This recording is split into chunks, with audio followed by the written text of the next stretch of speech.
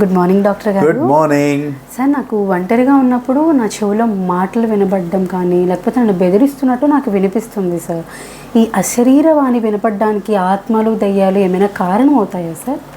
చాలా in general సైకియాట్రిస్టులు face చేసే సమస్యలు క్వశ్చన్లో ఇది ఒకటమ్మా. నీకు ఏదైతే జరుగుతుందో అంటే అక్కడ మనిషి లేకుండా, అశరీరవాణి అంటే శరీరం లేకుండానే, అంటే అక్కడ మనిషి లేకుండా వాణి అంటే వాళ్ళ మాటలు వినిపిస్తున్నాయి చెవుల్లో అనేదాన్నే అశరీరవాణి అని చెప్పుకుంటాము. దీన్ని ఇంగ్లీష్లో ఆడిటరీ హాలిసినేషన్స్ సైకియాట్రీలో మనం చెప్పుకుంటాం. ఇది మామూలు మనుషుల్లో జరగదు, ఎట్టి పరిస్థితుల్లో జరగదు. అయితే ఎవరిలో జరుగుద్ది?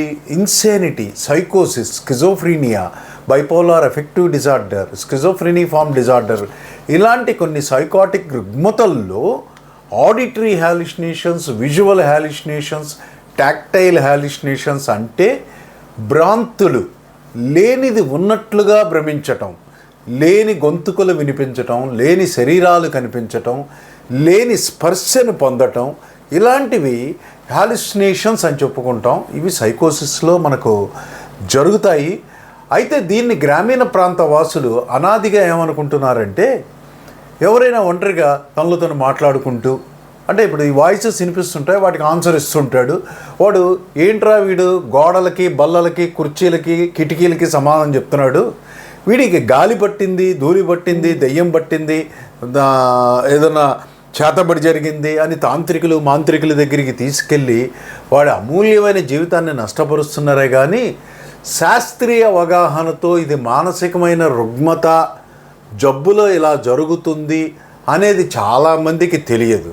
ఇప్పుడిప్పుడే మానసిక శాస్త్ర విజ్ఞానం కూడా మనం మీడియా పుణ్యమా అని ఎంతో కొంత ప్రజలకు చేరువ చేయటం జరుగుతుంది, కొంతమంది గ్రహించగలుగుతున్నారు.